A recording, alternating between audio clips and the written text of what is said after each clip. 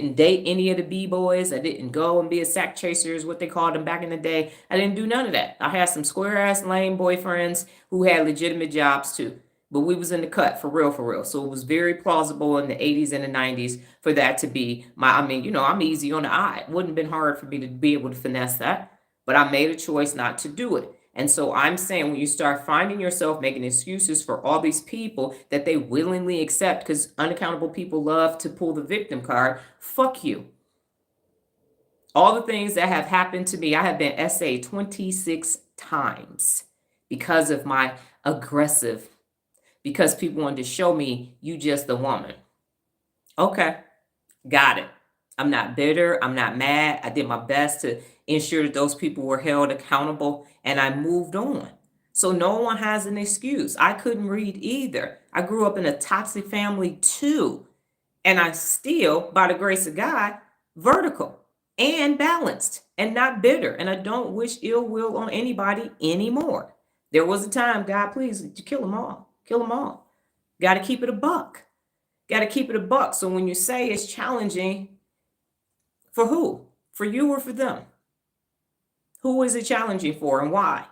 Can makes the impossible possible. Swim upstream. When adversity strikes, strike back. Preparation is key. All of those are principles of real leadership, and they're there for you to anchor your brain into your executive function, for you to function day in and day out.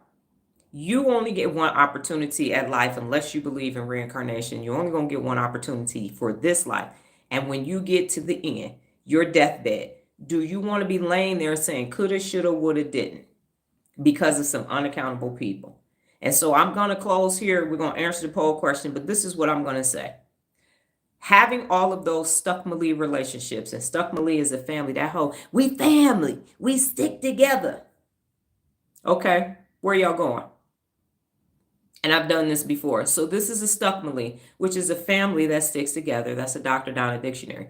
Where y'all going? Together. Where y'all going? So a family that grows together stays together. Not a family that's stuck together, just stuck together. That's all. Y'all just sticking together and you stuck together. Y'all stuck right where y'all are at. I guarantee you, if I had have participated in the holidays with my family, I could have picked the menu. I could have picked what gifts were going to be under the Christmas tree and everything else, because people are stuck. That's not tradition. That's stuckness.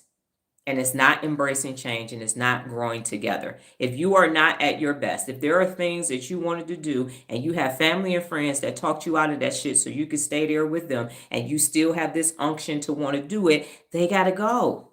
Let that shit fall apart.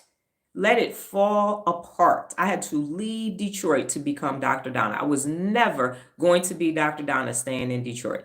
It was not going to happen. Not going. I know people still living in the same house with the same 313 telephone number. Stuck. Doing the same shit. Still. And there's a club in Detroit it's a bar called Floods. Y'all can look it up. Floods Bar.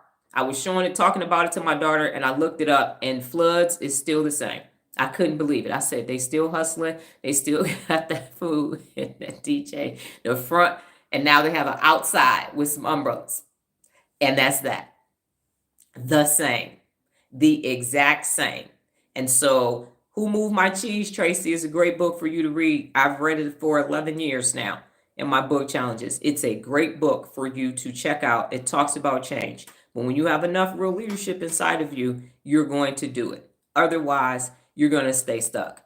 And you're not going to be able to keep listening to me. And so you're going to pick a side. And most people, 85 to 90% of the people, pick personal accountability, unaccountability, because it's easier. And you get to stay stuck in your amygdala, and you don't have to grow, and you don't have to become your best, because that is what is actually challenging, is the fear of the unknown. See, with that Stucmily, you know exactly, it's very predictable. And so there's comfort in that fear. So you'd rather be in that toxicity, comfortable, than grow after the unknown and be out of that toxic situation.